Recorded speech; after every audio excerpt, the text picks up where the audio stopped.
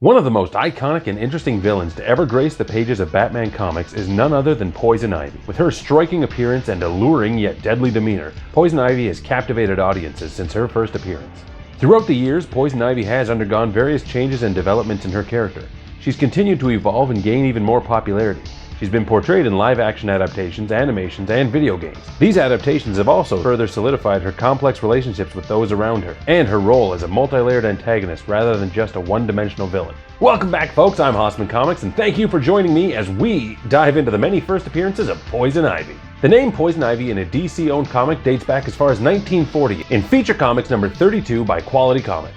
Quality Comics is most known for their characters such as Uncle Sam, Doll Man, and Plastic Man, among others, several of whom would make the jump to DC Comics. This version of Poison Ivy would not be one of them. No, this Poison Ivy was a strange comic character from the Golden Age. He was a baby who was born the size of a toddler and had superhuman strength, which he used to help train military personnel or play for the Yankees. Ultimately, this Poison Ivy is barely a footnote in the history of comic books. But the actual Poison Ivy's first appearance came in 1966 in the pages of Batman number 181. She was created by Robert Kanigel and Carmine Infantino. Legend has it that due to the popularity of Catwoman on the Adam West Batman series, the mandate came down from on high for more female villains. Though Ivy herself would not appear on that show, she would make her way into that universe eventually. More on that later. But for now, we join Batman and Robin, more accurately, millionaire sportsman and playboy Bruce Wayne and his young ward Dick Grayson, as they enjoy an evening at the museum, which for some reason is showing the exhibit on Public Enemies number 1, 2, and 3.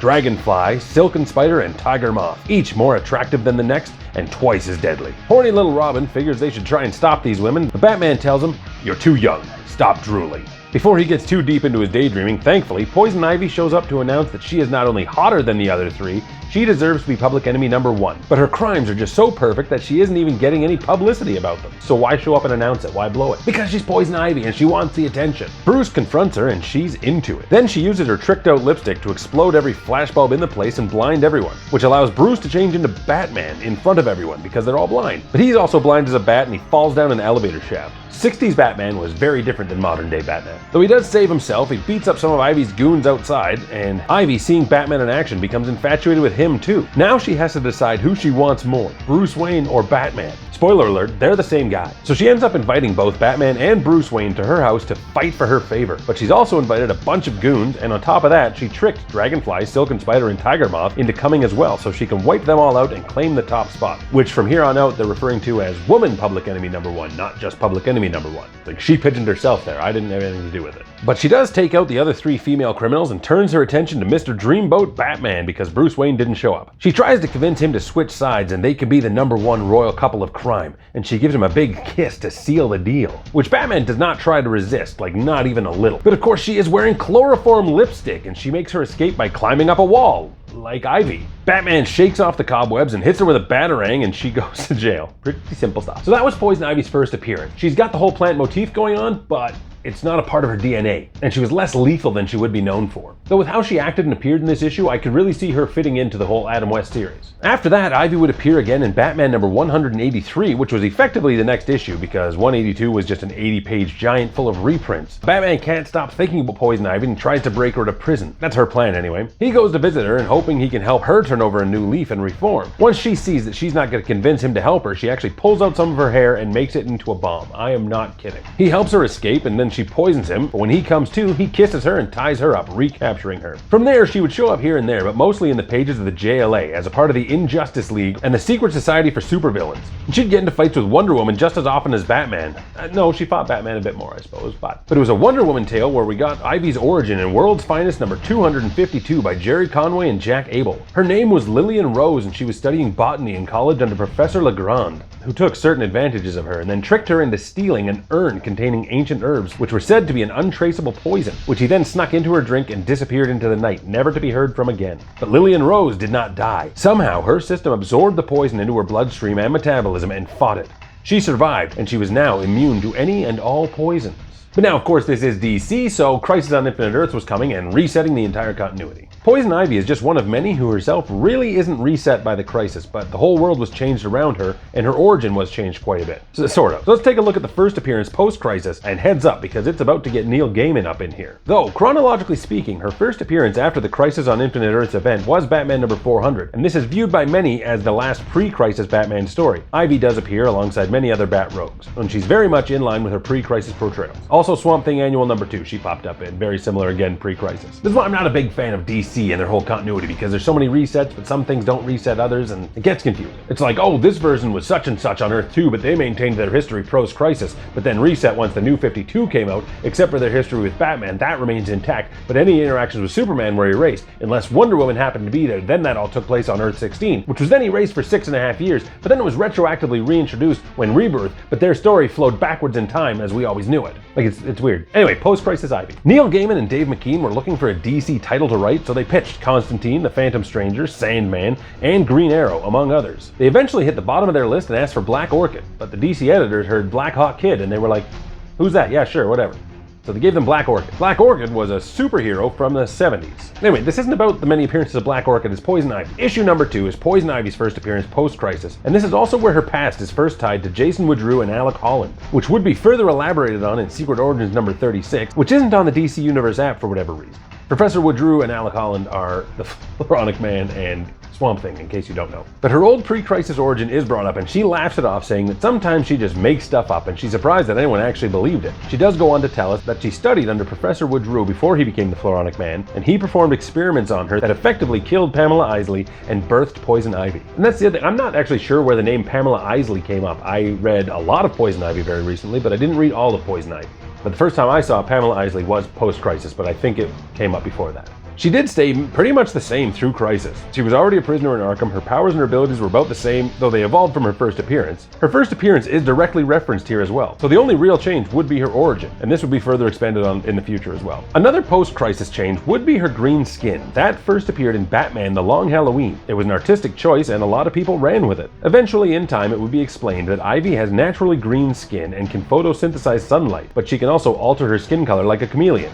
She just doesn't always choose to do it. Personally, I prefer her green skin, but that's a whole other thing into my preferences. Throughout this time, Poison Ivy would actually join the Suicide Squad and continue to battle with Batman and other heroes like Green Arrow, Wonder Woman, Superman, and even the Creeper. She would develop many of the character traits that we are more familiar with today. It was also during this period she would have 3 other first appearances. Despite being created in 1966, Poison Ivy didn't make her debut in animation until 1992 and the 5th episode of the first season of Batman the Animated Series. Voiced by Diane Piercing, this interpretation would appear more in that series and several other Timber's shows as well. And due to that Batman animated series, Ivy would get her first video game appearance in Batman the Animated Series for the Game Boy in 1993. And of course, famously in 1997, she would have her live-action debut in Batman and Robin, where she would be played by Uma Thurman and taken out by a kick from Alicia Silverstone and knocked into one of her own plants. I did it all by myself. That was me.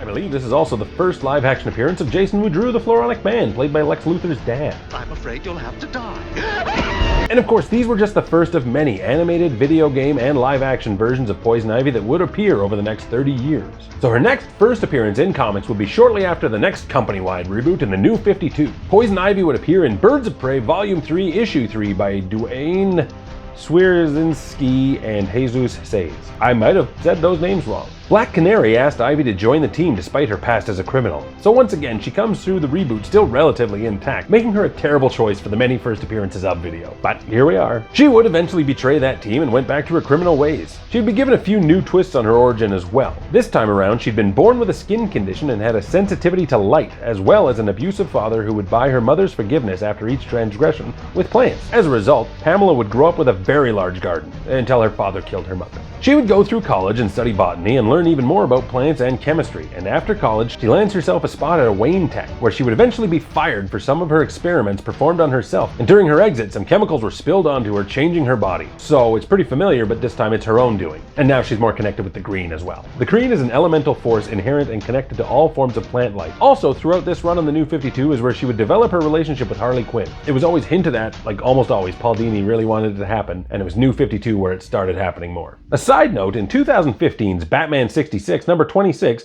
Poison Ivy would fulfill her destiny and finally appear in the Adam West continuity. And then in 2016, Poison Ivy got her first self-titled miniseries with Poison Ivy: Cycle of Life and Death. And then Rebirth, a DC continuity-wide reboot again, but it wasn't much of a reboot as it was a partial reset and smooshing some stuff together. Much like the Crisis before, Poison Ivy came through pretty much unchanged from her New 52 version. Her first Rebirth appearance was in Batgirl number 6. She continued forward with no real arc, sometimes a villain, sometimes more of a hero. Her relationship with Poison Ivy would continue, her powers would grow, resulting in her becoming Queen Ivy, and her powers would fade. She would die and be reborn in Heroes in Crisis, and eventually get her very own ongoing series, which actually wasn't terrible. Overall, Poison Ivy's character has stood the test of time and solidified her place as one of Batman's most iconic and intriguing villains. From her first seductive appearance in the 1960s to her more sympathetic and eco-conscious versions in recent years, Poison Ivy continues to capture audiences' imaginations with her beauty, intellect, and deadly abilities. With her unique character development and dynamic relationships, Poison Ivy is sure to remain a fan favorite for years to come. Folks, thank you for checking this out. I've been Haussmann Comics. Subscribe to this channel if you're new here. Please like the video.